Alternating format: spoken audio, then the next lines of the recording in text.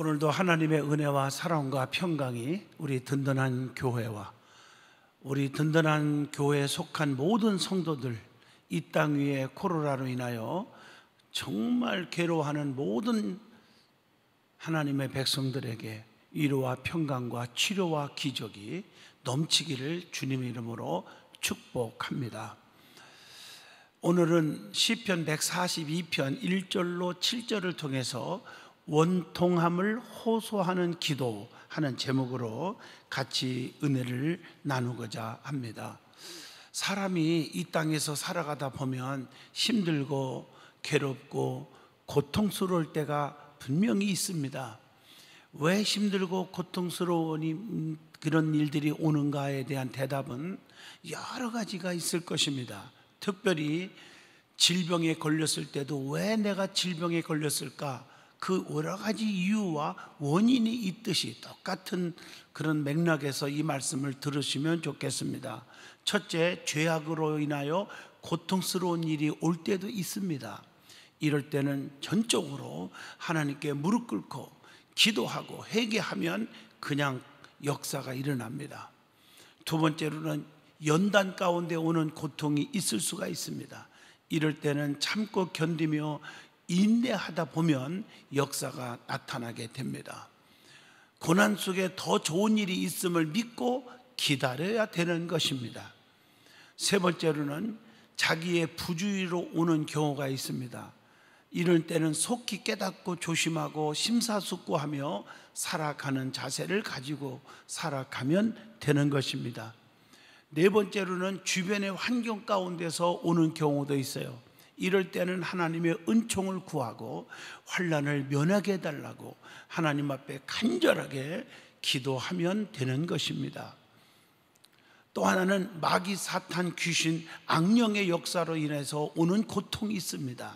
그럴 때는 하나님 앞에 기도하고 영권을 가지고 그런 악의 세력들을 물리쳐야 됩니다. 예수님도 사탄아 물러가라, 너는 나를 넘어지게 하는 자로다 그랬고, 또 사람이 떡으로만 사는 것이 아니라 하나님의 입으로 나오는 여호와의 말씀으로 삼이니라.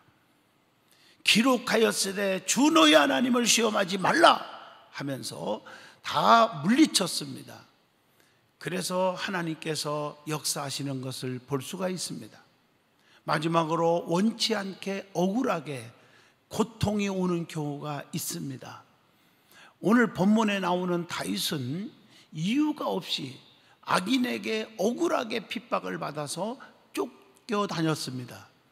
이런 상황 속에서 다윗은 억울함을 들어주고 위로하실 분은 하나님밖에 없다고 믿었습니다. 그래서 다윗은 소리내어 부르짖었고 고통 속에서 끌어내어 구원해달라고 하나님 앞에 간절히 기도했다는 것을 볼 수가 있습니다. 그리고 하나님은 나의 피난처이기에 내 영혼을 돌아보아 달라고 기도했습니다. 또한 다윗 자신은 너무나 비천하기에 하나님 나를 강하게 해주시고 주의 이름을 감사하게 해 주시옵소서라고 기도했습니다. 오늘 본문에 하나님께 원통함을 호소하는 다윗의 기도를 통해서 저와 여러분이 깊은 은혜 받는 축복의 은혜의 시간이 되시기를 바랍니다. 그러면 제일 먼저 다윗에게 왜 이런 고난이 왔을까 하는 것을 생각을 해봐야 합니다.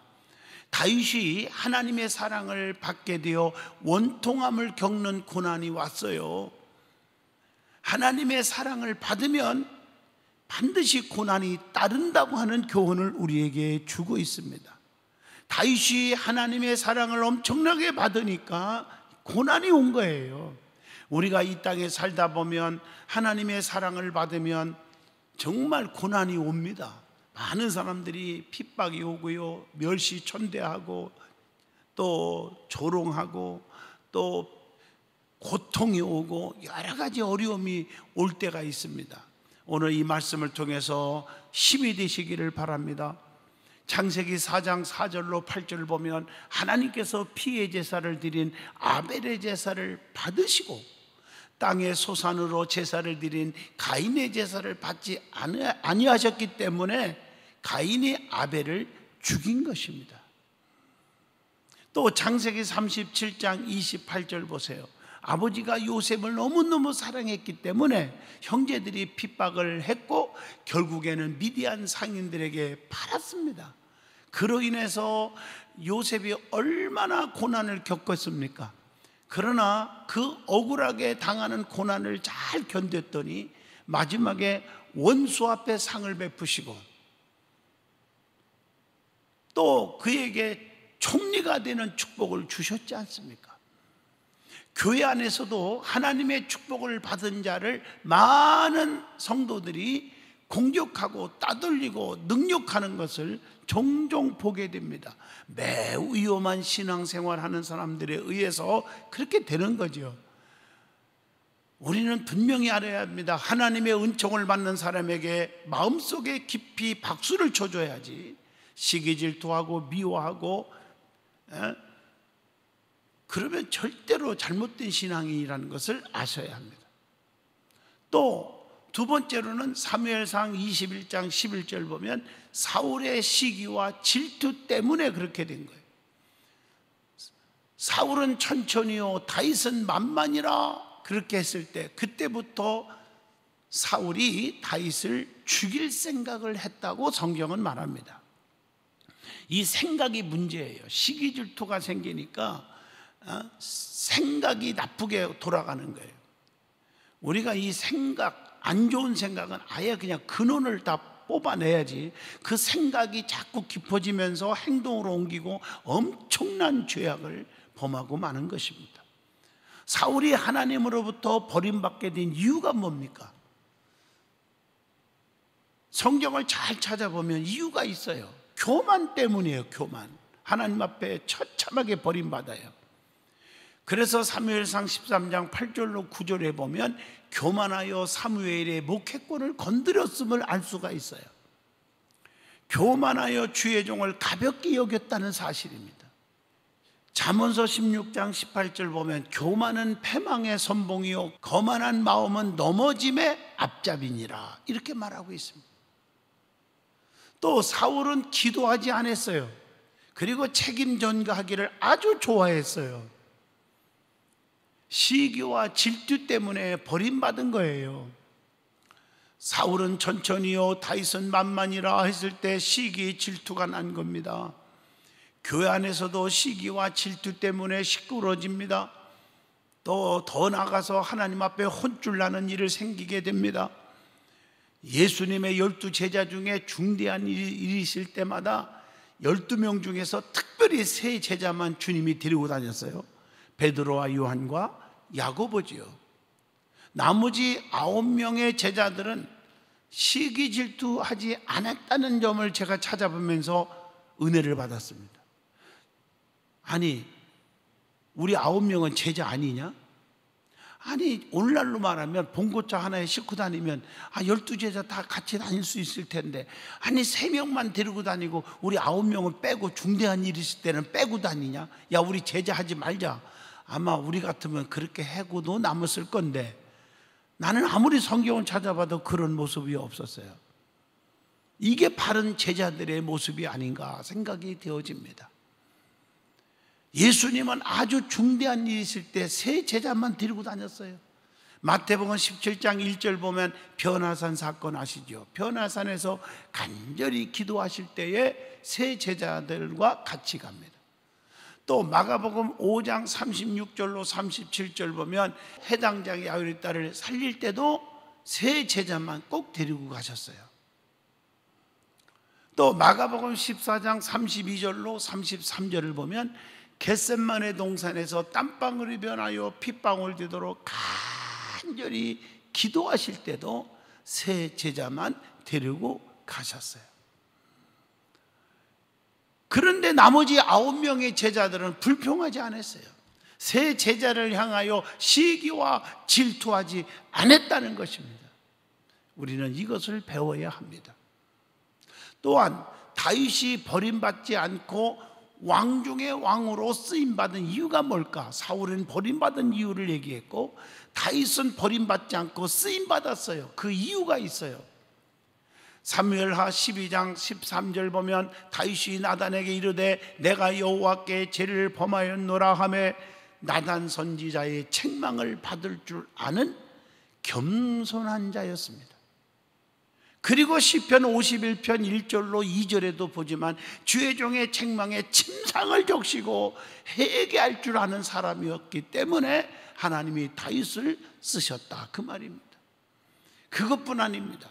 열왕기상 5장 5절로 6절 보면 하나님의 성전을 건축하는데 최선을 다해서 준비하여 드렸기 때문이고, 평생 소원이 다윗은 성전 건축에 있었어요. 여러분 시편을 읽어보면 거의 다윗이 성전을 향하여 올라가는 시로 되어 있거든요. 하나님이 그 마음의 중심을 보신 거예요. 그래서 하나님이 다윗에게 축복을 주고 하나님이 크게 쓰신 줄로 믿습니다. 여러분, 사울과 다윗의 결과가 어떻게 되었습니까? 사울은 하나님의 영이 떠나고 악신이 들려 버림받고 비참하게 죽어버렸습니다. 그러나 다윗은 하나님께서 왕중왕으로 평생을 써 주셨습니다. 그리고 그의 아들 솔로몬에게까지 축복하셨는데 또 아버지 뒤를 이어 왕이 되게 하셨잖아요, 솔로몬을. 열왕기상 1장 43절 뿐만 아니라 열왕기상 5장 5절 보면 성전을 건축하게 하는 축복을 누리게 했죠. 또 열왕기상 4장 26절로 30절 보면 전무후무한 지혜와 부귀영화를 누리게 해 주셨습니다. 얼마나 감사한 일이에요. 여기서 참고로 우리가 알 것은 왜 솔로몬이 불의한 시인데도 축복을 받았을까? 두 가지는 꼭 기억하셔야 합니다. 하나는 일천번제를 드렸더라. 하나님 앞에 일천번제를 쌓았던 솔로몬을 주님이 축복하신 거고, 또 하나는 솔로몬 때문이 아니라 그의 애비 다윗 때문에 내가 너에게 축복을 준다고 했어요. 이걸 유전적 축복이라고 하는 것입니다. 아브라함 때문에 이삭이, 이삭 때문에 야곱이, 야곱 때문에 요셉이 복을 받은 것처럼 우리가 하나님 앞에 바로 섬으로 자녀들의 길이 열리고 축복이 온다는 사실을 우리가 아셔야 합니다. 자, 두 번째, 다윗은요 원통함 속에서 하나님 앞에 기도했다는 사실입니다. 다윗은 힘들고 억울함이 있을 때 하나님께 부르짖었습니다. 어떻게 부르짖었습니까? 본문 1절로 2절 보면 소리내어 하나님께 부르짖었습니다. 내가 소리내어 여호와께 부르짖으며 소리내어 여호와께 간구하는도다 라고 기록되어 있습니다. 힘들 때, 고통스러울 때 하나님 앞에 소리내어 부르짖으면 응답해 주시는 것입니다. 사람 앞에 부르짖지 말고 하나님께 부르짖으라는 거예요. 에레미야 33장 2절로 3절 보면 너희는 내게 나와 부르짖으라. 그리하면 내게 응답하겠고 네가 알지 못하는 크고도 비밀한 일을 다 내게 보이리라, 이렇게 말하고 있어요. 성경에 보면요 부르짖어 기도한 사람들이 많이 나와요. 예? 민수기 14장 1절 보면요 온 회중이 소리를 높여 부르짖으며 백성이 밤새도록 통곡하였더라, 이렇게 돼 있어요. 시편 66편 17절 보면 내가 나의 입으로 그에게 부르짖으며 나의 혀로 높이 찬송하였도다 라고 말씀합니다. 뿐만 아니라 시편 138편 3절에 내가 간구하는 날에 주께서 응답하시고 내 영혼에 쉼을 주어 나를 강하게 하셨나이다 라고 기록되어 있어요. 시편 142편 1절 보면 내가 소리내어 여호와께 부르짖으며 소리내어 여호와께 간구하는도다 라고 말씀하고 있습니다. 뿐만 아니라 에레미야 29장 12절 보면 너희가 내게 부르짖으며 내게 와서 기도하면, 내게 와서 기도하면, 아주 중요한 얘기죠. 내게 와서 기도하면, 하나님께 와서 기도하면 내가 너희들의 기도를 들을 것이요. 하나님은 우리의 기도를 다 들어주시는 거예요. 그래서 그 하나님이 누구길래? 에레미야 33장 2절에 일을 행하시는 여호와, 그 일을 성취하시는 여호와, 그 이름 여호와가 이와 같이 이르노라. 너희는 내게 와서 부르짖으라. 3절에 그랬죠. 그리하면 내게 응답하겠고 내가 알지 못하고 크고 비밀한 일을 내게 보이리라 라고 약속하고 있습니다. 누가복음 8장 28절 보면 예수를 보고 부르짖으며 그 앞에 엎드려 큰 소리로 불러 이르되 지극히 높으신 하나님의 아들 예수여, 당신이 나와 무슨 상관이 있나이까? 당신께 구하노니 나를 괴롭게 하지 마옵소서 하니. 이런 말씀이 있잖아요. 소리내어 기도하는 게 아주 중요해요. 기도하면 하나님께로 가까워집니다. 기도가 무엇입니까? 누가복음 6장 12절에 기도는 하나님을 향하여 가지는 소원입니다. 소원. 이사야 26장 16절 보면 기도는 하나님과의 깊은 대화입니다. 대화. 신명기 4장 7절 보면 기도는 하나님을 초대하는 것과 같아요. 하나님. 그래서 우리가 하나님과 가까이 가 있는 거예요. 그래서 하나님을 만나는 거예요.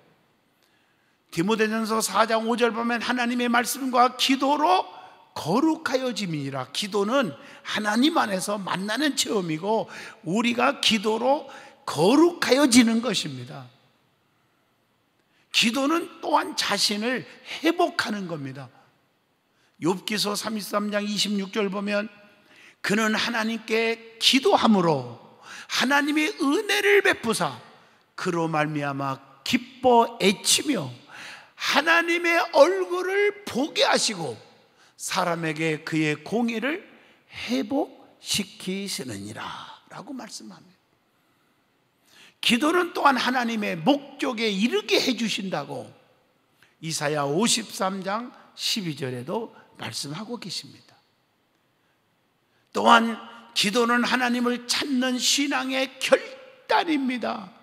역대상 16장 11절 보면 여호와 그의 능력을 구할지어다 항상 그의 얼굴을 찾을지어다 라고 말씀하고 계십니다. 뿐만 아니라 에레미야 36장 7절 보면 기도는 하나님이 내리시는 축복입니다. 하나님이 위에서 내려주시는 축복입니다. 그래서 우리는 기도해야 됩니다. 소리내어 간절히 부르짖으면 그 하나님은 절대로 외면하지 않습니다. 응답 주십니다. 그래서 시편 28편 2절 보면 내가 주의 지성소를 향하여 나의 손을 들고 주께 부르짖을 때에 나의 간구하는 소리를 들으소서라고 말씀하고 있습니다.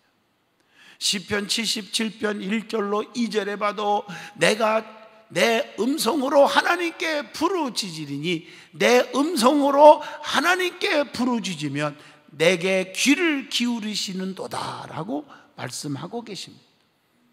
시편 3편 4절에 보면 내가 나의 목소리로 여호와께 부르짖으니 그의 성산에서 응답하시는도다. 내 목소리로 하나님께 부르짖는 것이 중요해요. 물론 중보기도 해주는 분들이 나에게 많이 있을지라도 부모가 기도해주고 주의 종들이 기도해주고 또 성도들끼리 중보기도 하는 것도 중요하지만 제일 더 중요한 것은 내 목소리로 하나님께 부르짖으라는 거예요. 하나님은 그걸 더 원하시는 것입니다. 오늘 본문 2절을 보시면 내가 내 원통함을 그의 앞에 토로하며 내 우환을 그의 앞에 나와서 진술하는도다 이렇게 말했잖아요. 그래서 시편 18편 4절로 6절에 사망과 음부의 고통이 와도 부르짖으면 하나님께서 귀를 기울여 주신다고 했습니다. 그래서 빌립보 4장 6절로 7절 보면 아무것도 염려하지 말고 감사함으로 하나님께 아뢰면 하나님의 평강이 우리의 마음과 생각을 지켜주시리라고 말씀하고 있습니다. 그래서 우리는 하나님 앞에만 기도해야 됩니다. 그 다음으로 시편 140편 11절로 12절을 보면 악담하는 자, 포악하는 자는 재앙이 오고 패망하게 되는 거예요. 그러니까 우리에게 고통을 준다고 해서 우리가 어떻게 원수 갚으려고 할 필요가 없어요. 하나님이 그들을 다 처치해 주고 패망하게 해주신다는. 나는 이사야서를 읽다가 너무 많은 은혜를 받아요. 이사야서 읽어보면 너에게는 아무것도 아닌 것처럼 만들어주고 그들에게 내가 징벌을 한다는 뜻으로 말씀을 주는 얘기들이 곳곳에 많이 나와요. 그러니까 너희는 염려하지 말고 고통스러울 때 누가 너를 업신여기고 너희를 괴롭히면 그냥 기도만 하라는 거예요. 내게만 가까이 와 있으라는 거예요. 그러면 너에게는 아무것도 아닌 것처럼 만들어 주겠다. 이런 말씀들이 꽤 많이 나오거든요. 그러므로 원통함이 있을 때 사람 앞에 토하지 마세요. 하나님께 다 털어놓으시길 바랍니다. 저는 목회하면서 성도들 보면요, 힘들 때 무슨 뭐 좋지요, 주회장 앞에 상담하기는커녕 친한 사람들한테 막 나팔 불고 토로하고 하다가 와장창 시험 들어서 다 나가 떨어지는 사람들 무척 많이 봤거든요. 그리고 나중에 비극적인 일만 터지는 거예요. 제발 그러지 마세요. 하나님 앞에 나와서 부르짖으세요. 나의 힘든 일을 주님께 토로하세요. 주님은 다 듣고 계시고 그분은 해결해 주시는 분입니다.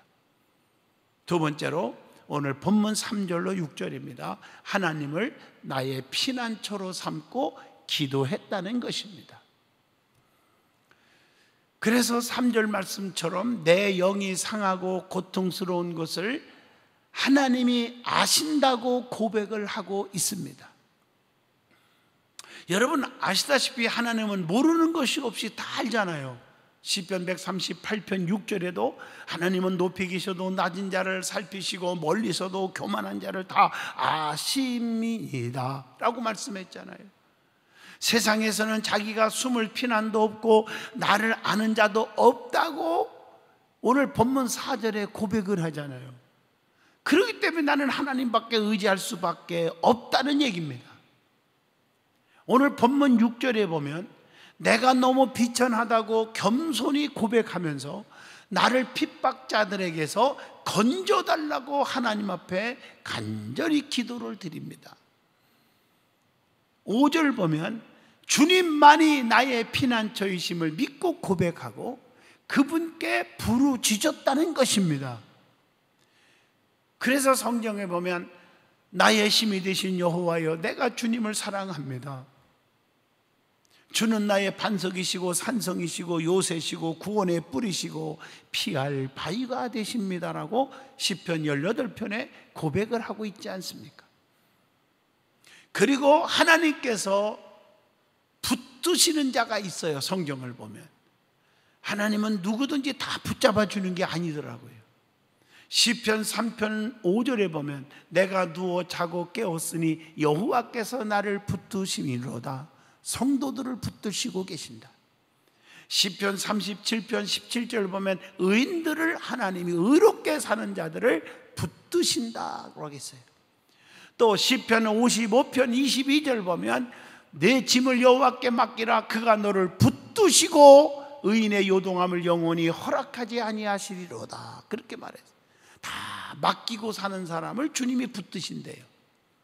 시편 63편 8절 보면요 주님을 가까이 따르는 자를 붙드신다고 했어요. 시편 73편 23절에 보면 항상 주님과 함께하는 자를 붙드신다고 했어요. 시편 146편 9절 보면 고아와 과부들을 하나님이 붙드신다고 했어요. 시편 147편 6절에 보면 여호와께서 겸손한 자들은 붙드시고 악인들은 땅에 엎드려 트리시는도다 이렇게 말하고 있어요. 이사야 42장 1절 보면 내가 붙드는 나의 종 이 말을 보면 자기의 종들을 주의 종들을 하나님이 붙드시고 계신다 그 말이에요. 마가복음 8장 23절 세상에서 소외된 자들을 주님이 붙들어 주신다 하는 말씀이 있습니다. 시편 145편 14절 보면 여호와께서는 모든 넘어지는 자들을 붙드시며 넘어지는 자들을 붙들어서 일으켜 주십니다. 자, 세 번째 하나님께 어떻게 기도했느냐? 본문 7절입니다. 힘들고 지칠 때 옥에서 이끌어내어 구원해 달라고 하나님께 기도했다고 하는 말씀입니다. 사도행전 16장 25절로 26절에도 보면 바울과 실라가 감옥에 있을 때 기도했더니 옥도가 흔들리고 옥문이 열려졌잖아요. 성도는 약할 때, 힘들 때 구원을 요청하면 됩니다. 그래서 시편 27편 1절에 우리는 누구를 두려워해서는 절대로 안 된다는 거죠. 누구도 두려워하면 안 돼요. 하나님의 기적을 통하여 하나님께 영광을 돌리고 감사할 수 있는 것이 될 줄로 믿습니다. 결론적으로 말씀하면 사람은 억울함을 당할 때도 있고 고통을 겪을 때도 있습니다. 다윗 역시 억울하게 사울로부터 위험을 느낄 때 하나님께 소리내어 부르짖어 기도했다고 하는 것입니다. 그리고 하나님을 그의 피난처로 삼았다는 것입니다. 하나님께서는 다윗의 기도에 귀를 기울여 주시고 응답해 주셨다는 것입니다. 다윗은 고통이 오고 억울함이 있었어도 모든 것을 하나님께 맡겼습니다. 창세기 39장을 보면 요셉도 보디발의 집에서 누명을 썼지만 심판하지 않았고 옥에 갇히는 고난을 그대로 겪었습니다. 하지만 결국 하나님께서 요셉을 애굽의 총리로 만드셨지 않았습니까? 사랑하는 성도 여러분, 우리도 항상 기도로 해결받으시고 다윗과 같이 더 좋은 복을 누리는 성도들이 되시기를 간절히 축원드리겠습니다. 기도합니다. 거룩하신 하나님, 우리가 살다 보면 온통한 일도 있고 괴로운 일도 있을 것입니다. 또 고통스러운 일이 우리 앞에 펼쳐질 때도 있습니다. 지금 오늘날 이 코로나 바이러스와 또 홍수로 인하여 고통받는 백성들이 너무나 많습니다. 빨리 회복되게 하시고 해결하여 주시옵소서. 이 땅의 고통을 다 사라지게 하여 주시고 이럴수록 온 백성들이 하나님을 두려워하고 하나님 앞에 무릎 꿇고 기도하는 나라, 기도하는 백성들이 되게 하여 주시옵소서. 우리 든든한 성도들 하나님 눈동자같이 지켜주시고 보호하여 주시옵소서. 한 사람도 낙심하는 자 없게 하시고 믿음이 떨어지는 자가 없게 하시고 예배에 집중하고 온라인을 통해서라도 꼭 하나님 앞에 모든 예배에 참여하는 믿음을 주시옵소서. 예수님 이름으로 기도하옵나이다. 아멘.